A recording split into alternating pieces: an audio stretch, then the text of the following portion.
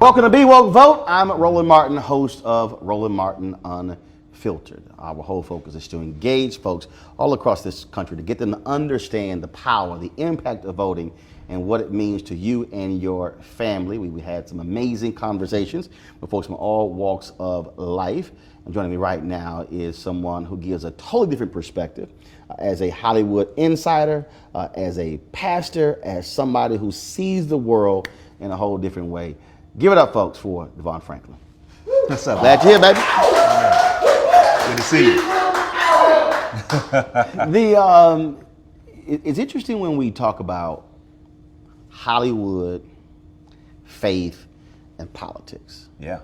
Because we've always had faith involved with politics.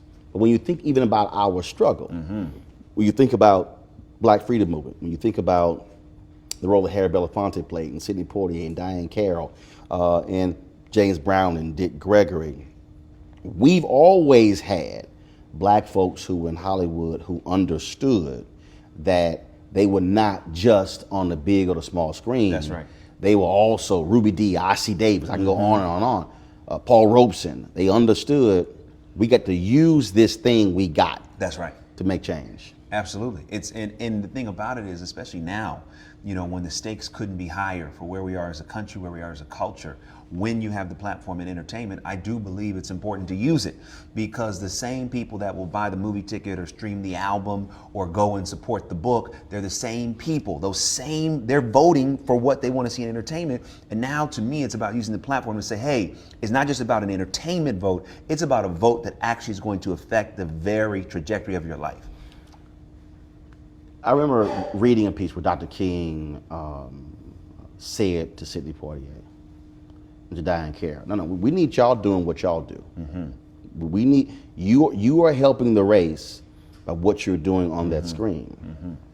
And there were people who were critical of them because they felt they should have been as involved as Harry Belafonte or Dick Gregory.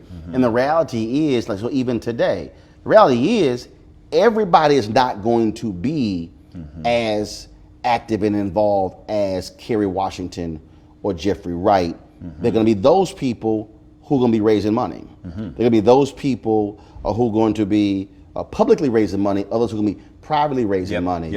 But the thing for me is you got to do something. Yeah, no matter what it is. And I think that's also one of the challenges, is that too often we will look at others and make a judgment on what they shouldn't do. I think we all have to operate based on our convictions, right? And that conviction, especially when it comes to being politically active, is going to take a different shape in each individual relative to who they are, their platform, their background, so on and so forth. But I agree with you that we all, especially in this moment that we're living in, should feel compelled, no matter what our sphere of influence is to do something to help make this thing different. Look what just happened with Taylor Swift. Exactly. So here is right. Here is a young white woman from Tennessee who has look. I'm not going anywhere near politics. Everybody, we all good. We love everybody.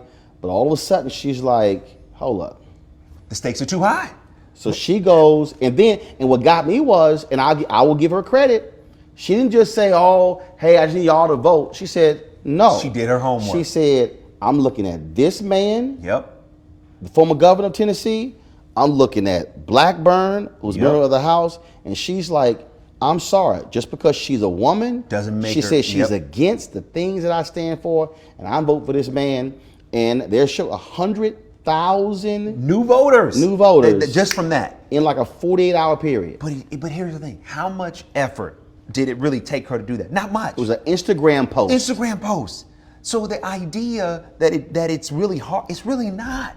You do the post, boom, boom, your influence will speak for itself. So I think what she has done, if you look at what Rihanna recently just did this week, you know, and posting on her social channels about, hey, you got to get out and vote. I love what we're seeing, because it just takes one person like that to say, hey, before I wasn't gonna get involved, now I realize I have to get involved, and it becomes a snowball effect. See, because the thing for me is, as I look at, I look at these massive followings. I mean, you look at these numbers, and the thing is, it's like you can forget. Well, can you move the needle? No, they can't move the needle. That needle can thump. Moving the needle if it just kind of, Just like that. Okay, move the needle. No, it's like if it was a VU meter, they could go boom. Boom. Yeah. And so my deal is if you're sitting here spending so much time tweeting and posting about alcohol or about a pair of shoes or whatever, you literally are sitting there and you can, impact change, but you just gotta have the courage to actually have some guts and do it. That's right. And I think sometimes where the fear comes in is, what's it gonna do to my audience? What's it gonna do to me? Is it gonna take opportunities away? But I think we're living in a time where speaking your truth and not being afraid about that, I think it actually brings more opportunities. And when you look at the stakes, especially from a policy standpoint, and who we put in office affects policy, and policy drives the direction of our culture. I think those of us that are a part of the culture, especially from an entertainment standpoint, we got to get involved. We just have to. And again, I'm not going to judge somebody for how they choose to do it, as long as they do it. And when we think about music, we just lost Aretha Franklin. Yeah. And folks telling the story of when Angela Davis went to prison. They were threatening to send her to prison. And she said, "Oh, black people made me my money, and I'm gonna spend the $250,000 to make sure to bail her out." And it was sort of like, whoa. Yeah. And they were like, and her deal it wasn't where she said, I know all the different factors, I know all different things, but her deal was, my people made me this money. Right. I got it, and I'm going to use it. Right. And here's how I'm going to use it. Right. And what was amazing is that what that did is it elevated her profile. It elevated who she was. So this idea of giving back in service and being politically active in social justice, sometimes we think, I don't want to get involved. No, the more we get involved, the more people realize we care. When I look at right now where we stand, you talk about these issues and where we are in the level of divisiveness. I do believe you have a significant number of people, especially you look at the numbers of young people. I remember the last election, 2016, the Joint Center for Political and Economic Studies, they released their survey where it said who is excited or who said, we're absolutely going to vote. They polled black folks, 65 plus, off the chart. They had the highest number. Literally, it went from 65 plus is where they started, and as you went from 65 plus to the next group, which was like 48 to 65, and then you went from 30 to 47 or whatever. That bad boy was dropping, and the lowest number was 18 to 29. And I never forget what Jesse Jackson Jr. said once. He was in Congress, and these young folks came to him, and they were like, "Man, if you don't do this, we gonna vote your ass out of office." He said, "This is what he said." He told them, quote, he said, "I don't give a fuck what none of y'all think." He said, "Let me explain something to y'all." He said, "You see that building right there?" He said, "See that high rise? That's senior living." He said, "That's who gonna put me in." He said, "I don't give a damn what y'all saying. They gonna vote." He said, "I'm gonna go in that building." He said, "And I'm gonna get every vote in that building." He said, "Now if you wanna get my attention, I want you to go get the number of people who are your age to equal them." And he wasn't just like, I'm dissing y'all because y'all young. He's saying his deal is like it was. They will vote. They gonna turn out, right? And the numbers prove it. Roller Mark Unfiltered video is just one moment. You want to support Roller Mark Unfiltered? Be sure to join our Bring the Funk fan club. Every dollar that you give to us supports our daily digital show. There's only one daily digital show out here that keeps it black and keep it real. As Roland Martin Unfiltered. Support the Roland Martin Unfiltered daily digital show by going to RolandMartinUnfiltered.com. Our goal is to get 20,000 of our fans contributing $50 each for the whole year. You can make this possible. RolandMartinUnfiltered.com. Now back to your Roland Martin Unfiltered video. And it kills me when I say, I'm sorry, if you're millennials are the largest group in America. They're now larger than baby boomers. And if you don't use your power, they will run you over. Completely. And I think that's why what we're seeing so much, especially when you look at who's controlling the country and how the country is being controlled, It is because, the powers that be and those that know how the system works are taking advantage of the system for their own interests. So part of it when it comes to this millennial generation is education. You got to understand why it's so important, understand what's really at stake. So the things that you're seeing, that they may be seeing right now that make you angry, here's how you can affect change.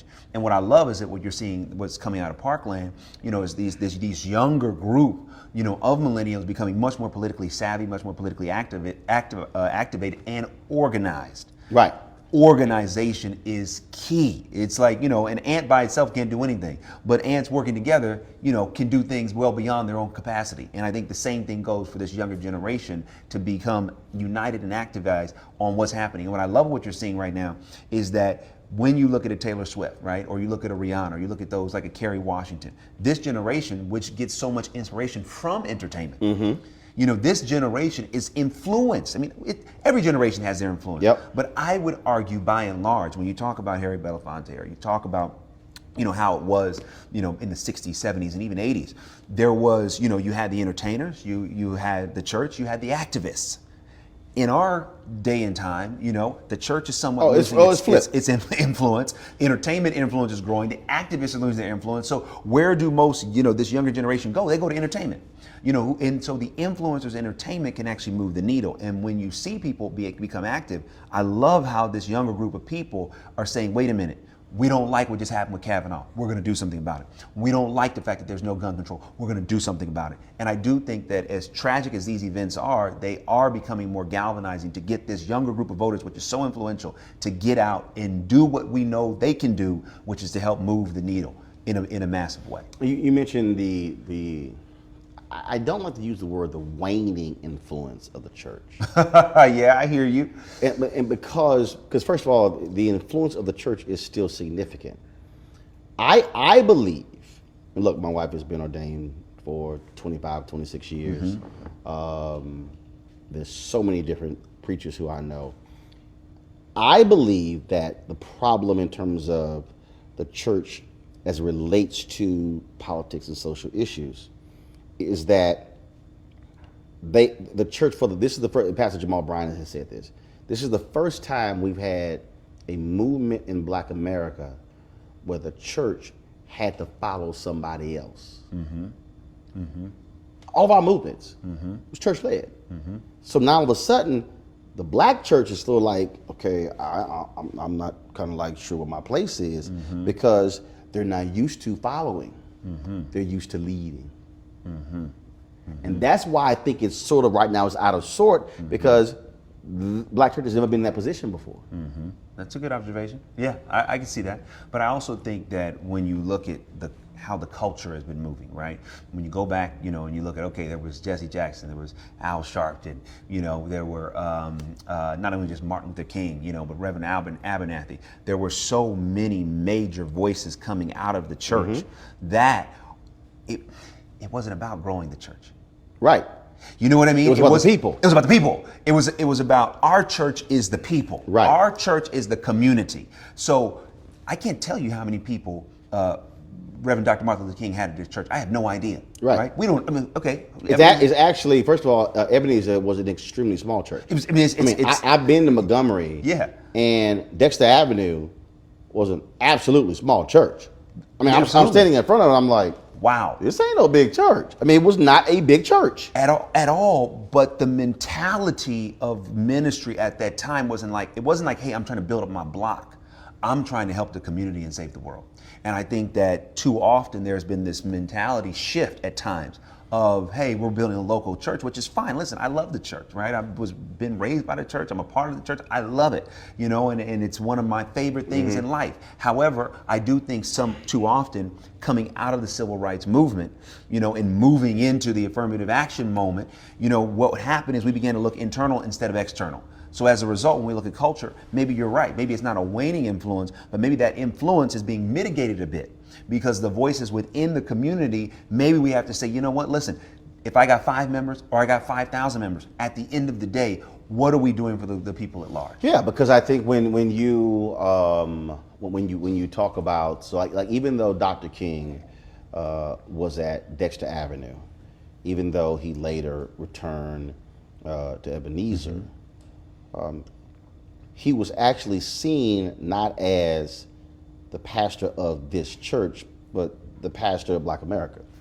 So when you begin to look at in terms of Pastor those of the roles, movement. when you look at in terms of how Reverend Jackson continued what Dr. King started with Operation Breadbasket, turning that thing into the Rainbow Coalition, and the things that he was doing, he said, no, I'm going to be operating on a national and international stage. And it's stunning to me when I see these things take place. And I look at individuals who have national religious profiles who say nothing. And it's sort of like, okay, so to your point, is it just about your church or the 2 or 3 churches or the 4 churches under your wing?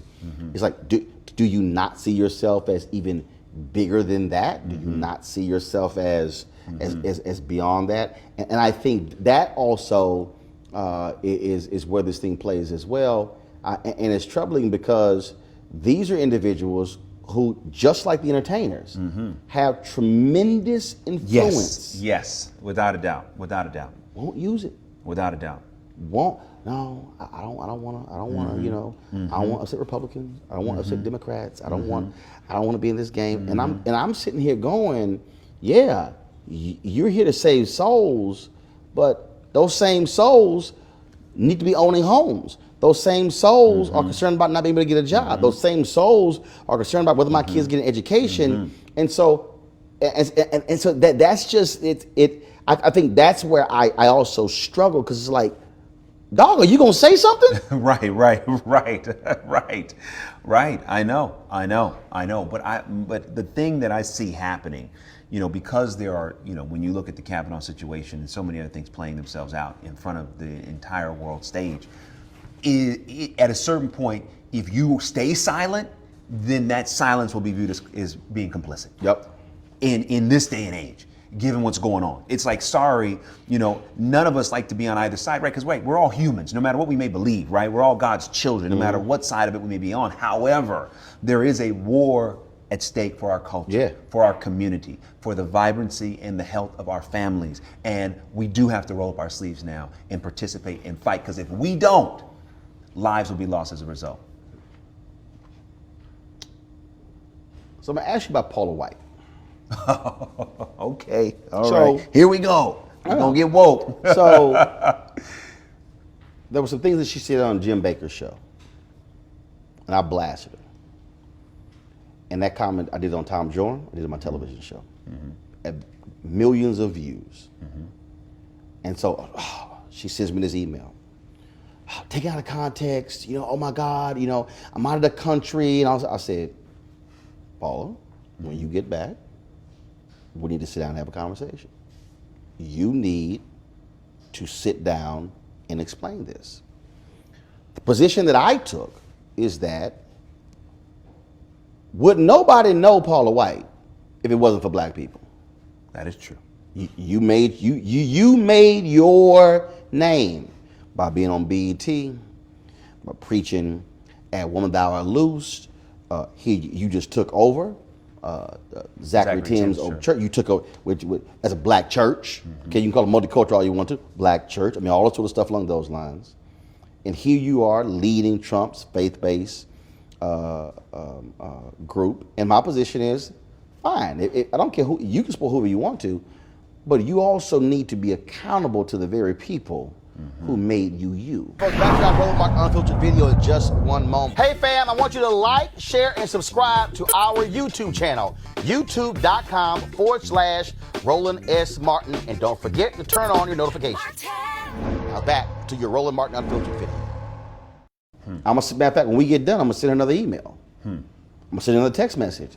Because my deal is, you need to explain to me and to the other audience how you call yourself an evangelical leader and you're silent when he's out here acting a fool, trashing people in rallies and on social media, but you're standing next to him. Is a conservative Supreme Court justice worth all of that. What do you make as someone who preaches the gospel and you see silence of white conservative evangelicals in what's happening in this society? You know, I think part of what it is that my observation is that sometimes, you know, especially in the community, that there is this idea that if I'm vocal, right, or if I say something about an issue, instead of saying, hey, we're all part of the body of Christ. The Bible says, you know, it doesn't matter. You know, we're all part of the body, right? But what happens is, unfortunately, in the church, there is that segregated as the culture and the community in the world, in the country used to be. So still in the church, there are dividing lines between, you know, this race is over here or this race is over there. And there certainly is intermingling. But at the end of the day, sometimes what I've observed is that those on this side of it, you know, sometimes on the white evangelical side, sometimes say, one, I don't want to get involved because of the cost that may come with that. Or two, you know, I'll pray for them, right? And I'm like, okay, there's nothing wrong with praying. But if we're a part of the body and one part of the body is sick, we don't say I'm gonna pray for my arm. No, we're gonna say no. I gotta go to the doctor, right? Because if the arm is sick and I lose my arm, I'm not gonna be able to function. So sometimes I think that the power in this country is sometimes put over the power of God.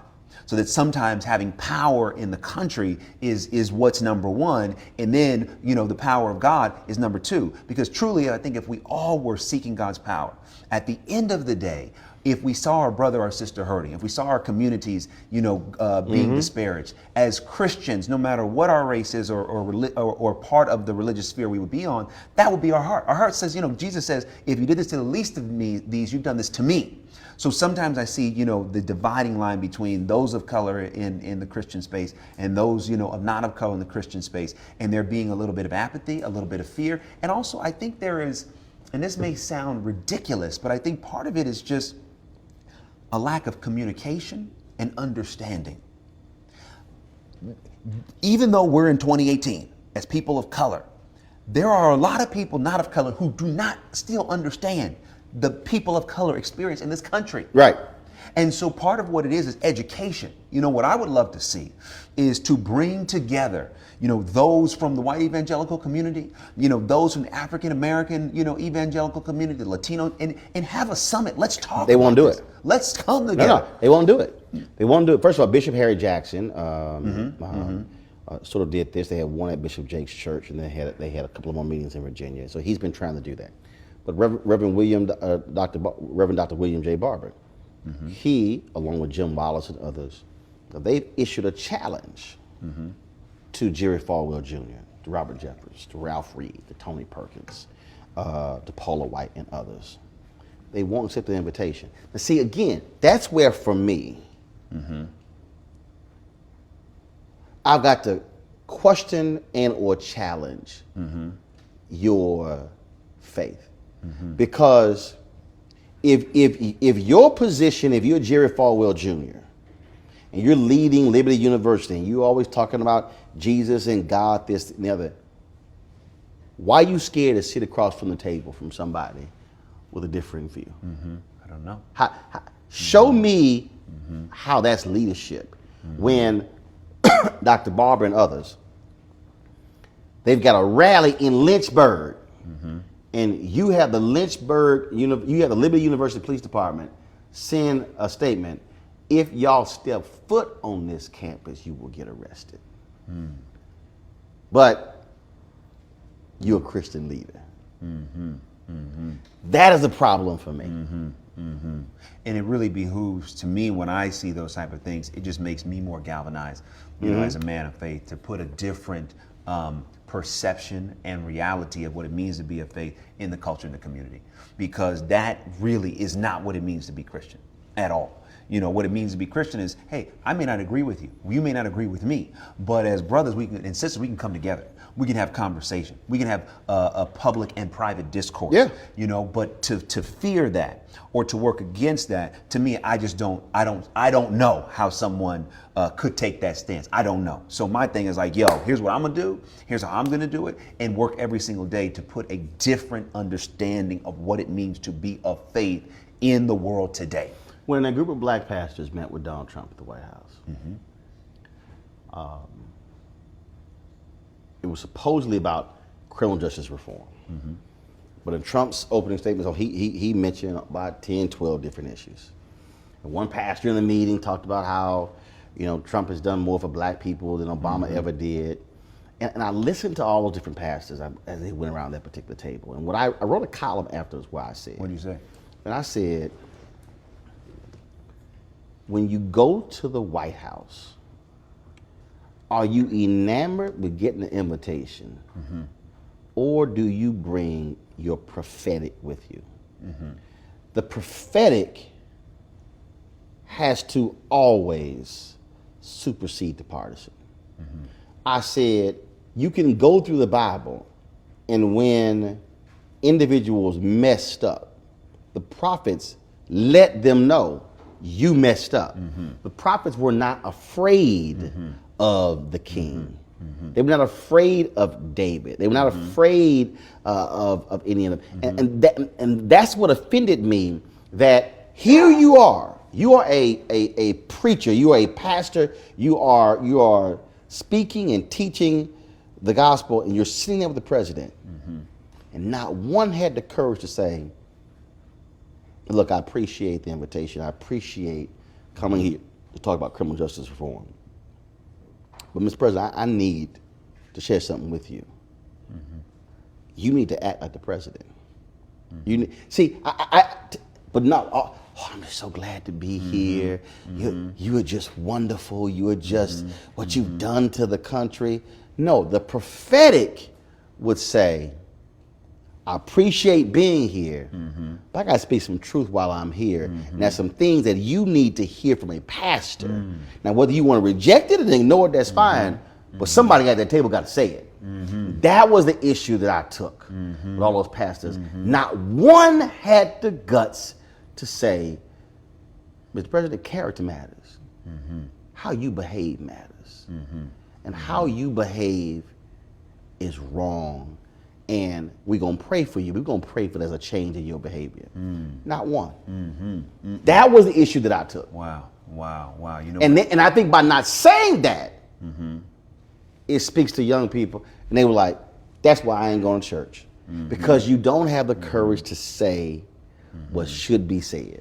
All right, folks, back to our Roland Martin Unfiltered video in just one moment. Hey, fam, want to check out Roland Martin Unfiltered? The blackest show on all of digital, cable, and broadcast. Check out our audio podcast.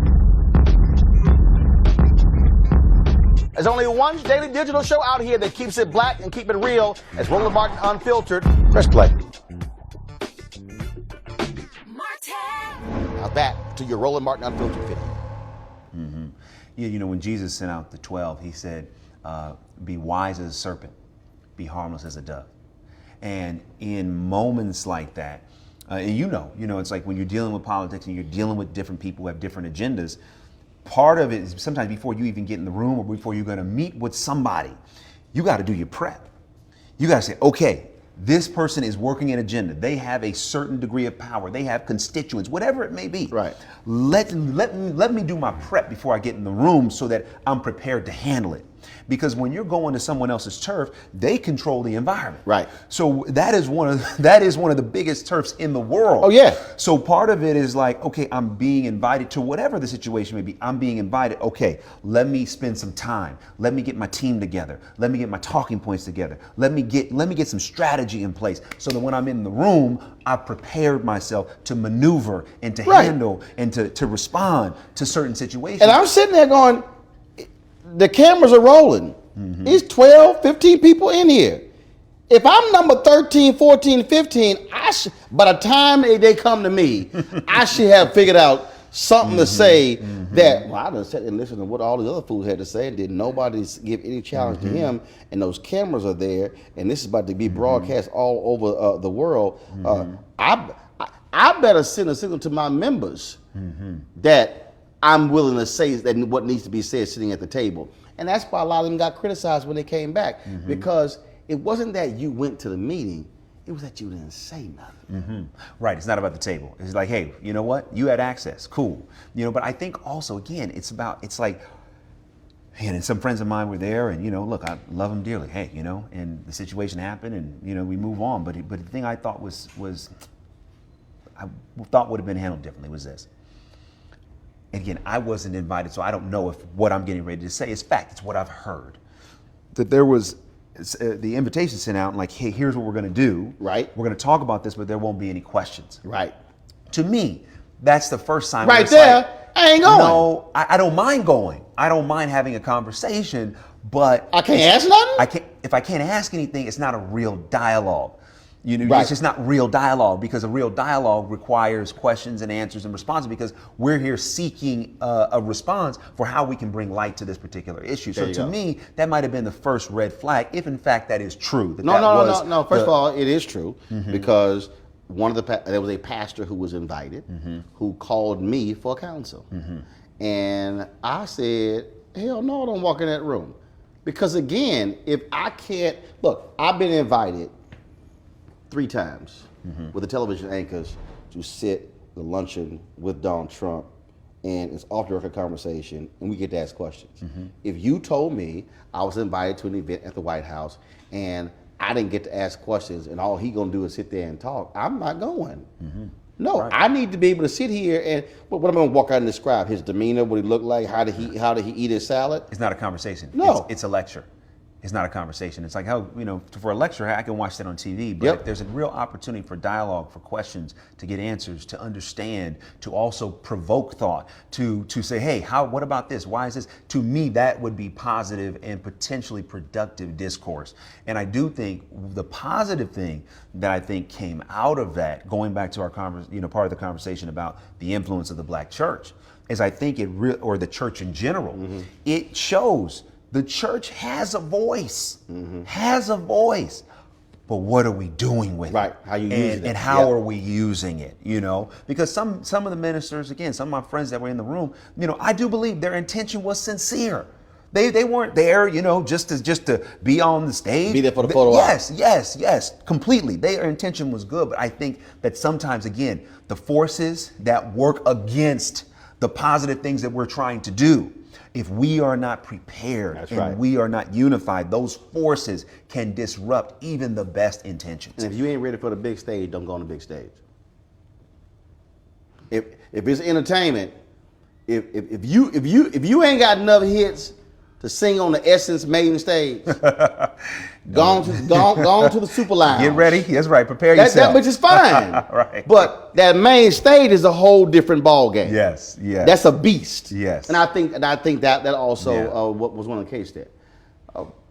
What would you say to a young person who says, "Look, I'm trying to change our society. I'm trying to change this world. Man, I ain't got time for this church stuff. I just don't think y'all legit." Oh man, I would say, just because you see an artist in music that you don't like, do you stop listening to hip hop? No, it's like ridiculous. You see one artist do something that is what their choice was, has nothing to do with the whole industry or the whole art form of hip hop. You don't throw out hip hop. So the same way, if you see an artist that you don't like do that, I would ask you, don't do the same thing with the church. Because just because you see one minister, one man or woman do something that you don't agree with, don't use that as an excuse to demonize an institution that could actually help save your life. I am who I am because I was raised in the church. All the things that I'm able to do in the world are directly related to being brought up in a healthy church environment where I learned how to develop my gifts. I learned how to communicate. I learned how to deal with other people. I learned how to lead. All of those things that help me and other people become successful in society, you can learn in the church. So I would say to somebody that's young, I would challenge them. Everything that's in you, if you're trying to get it out, get into a good church, because that church will be a fantastic incubator for all the gifts that are in you. And when you find the right church, you will find that the others that you may have been looking at were the wrong people to look at. In any profession, I don't care what it is, you're always going to find people that you can point out that may not represent that profession to the best of their ability.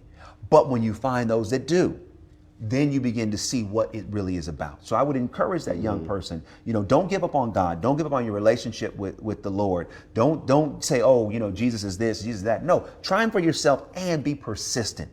Find the right environment that works for you. And I guarantee you that you would see that environment to be transformative. That's what I would say. All right, last task. So you run up against that person or somebody else. They can be young, middle-aged, old, whatever. And they say, but I hear you, but bro, I ain't got time for this voting stuff. It's just not. I don't think it's worthwhile. And all you got is 30 seconds. You and Megan may be trying to get in the car. Y'all might be trying to get settled on an airplane. You may be trying, and all you got is 30 seconds. What do you tell them in 30 seconds why they need to vote? Go. I would say in 30 seconds, you need to vote because at the end of the day, when you look at the quality of your life, when you look at the things you want to see happen, not just for yourself, but for your children and your children's children, if they do not happen because you chose not to exercise your vote, do you have the courage to look in their eyes and say, I didn't have enough time? Sorry you don't have health care. Sorry you don't have a living wage. Sorry you don't have the money to go to school because I chose not to vote. And if the answer is you cannot look in their eyes, then I ask you the question, how can you not vote? That was 31, but it worked.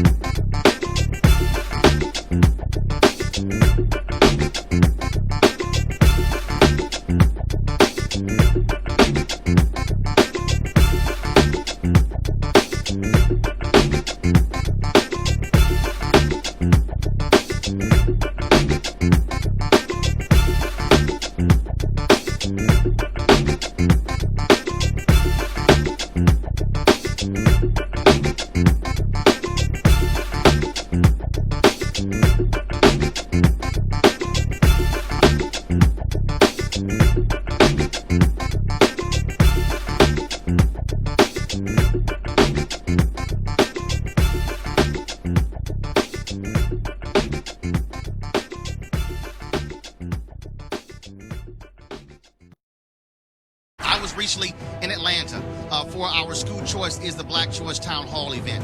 There was an elementary school in Atlanta, folks. This is a black elementary school. 5% of the school students were reading on grade level. I'm gonna repeat that. In Atlanta, 5% of the children were reading on grade level. So you then have to ask the question, what's gonna happen when they're in middle school? What's gonna happen when they are in high school? Will they ever be able to catch up? Will they be consigned for the entire life of being behind?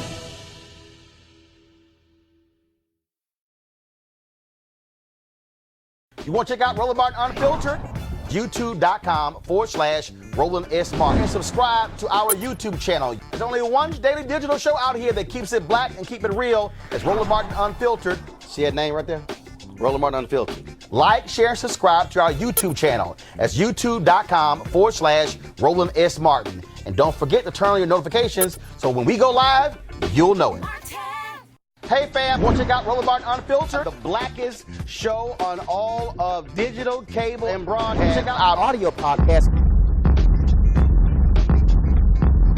There's only one daily digital show out here that keeps it black and keep it real. It's Roland Martin Unfiltered. Press play. You want to support Roland Martin Unfiltered? Be sure to join our Bring the Funk fan club. Every dollar that you give to us supports our daily digital show. There's only one daily digital show out here that keeps it black and keep it real. It's Roland Martin Unfiltered. Support the Roland Martin Unfiltered daily digital show by going to RolandMartinUnfiltered.com. Our goal is to get 20,000 of our fans contributing $50 each for the whole year. You can make this possible. RolandMartinUnfiltered.com.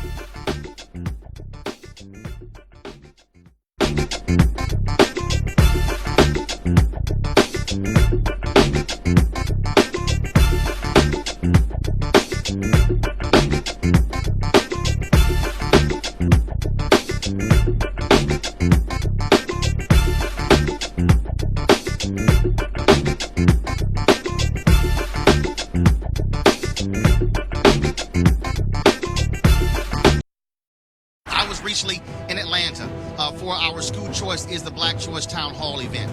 There was an elementary school in Atlanta, folks. This is a black elementary school.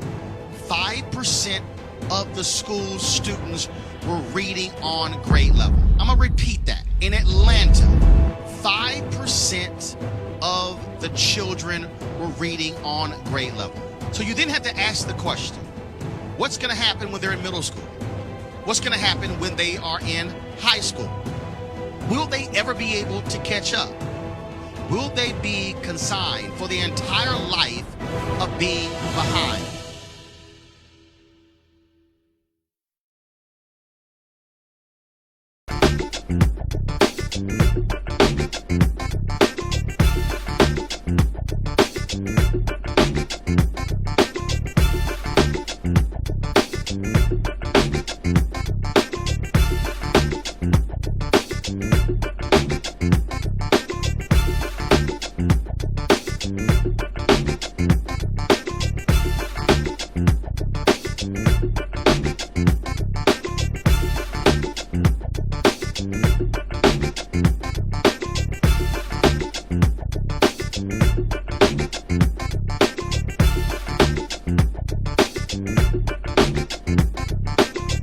Hey fam, want to check out Roland Martin Unfiltered, the blackest show on all of digital, cable, and broadcast. Check out our audio podcast.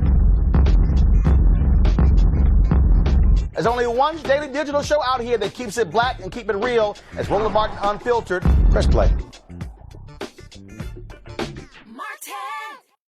You want to support Roland Martin Unfiltered? Be sure to join our Bring the Funk fan club. Every dollar that you give to us supports our daily digital show. There's only one daily digital show out here that keeps it black and keep it real. As Roland Martin Unfiltered. Support the Roland Martin Unfiltered daily digital show by going to RolandMartinUnfiltered.com. Our goal is to get 20,000 of our fans contributing $50 each for the whole year. You can make this possible. RolandMartinUnfiltered.com.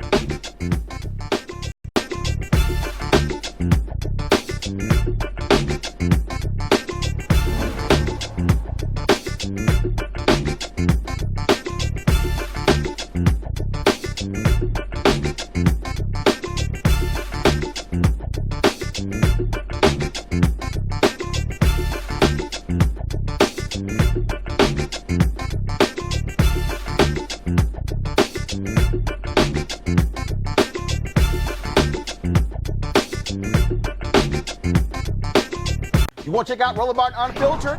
YouTube.com/Roland S. Martin. And subscribe to our YouTube channel. There's only one daily digital show out here that keeps it black and keep it real. It's Roland Martin Unfiltered. See that name right there? Roland Martin Unfiltered. Like, share, and subscribe to our YouTube channel. That's YouTube.com/Roland S. Martin. And don't forget to turn on your notifications so when we go live, you'll know it. Hey fam, want to check out Roland Martin Unfiltered? The blackest show on all of digital, cable, and broadcast. Check out our audio podcast. There's only one daily digital show out here that keeps it black and keep it real. It's Roland Martin Unfiltered. Press play. You want to support Roland Martin Unfiltered? Be sure to join our Bring the Funk fan club. Every dollar that you give to us supports our daily digital show. There's only one daily digital show out here that keeps it black and keep it real. As Roland Martin Unfiltered. Support the Roland Martin Unfiltered daily digital show by going to RolandMartinUnfiltered.com. Our goal is to get 20,000 of our fans contributing $50 each for the whole year. You can make this possible. RolandMartinUnfiltered.com.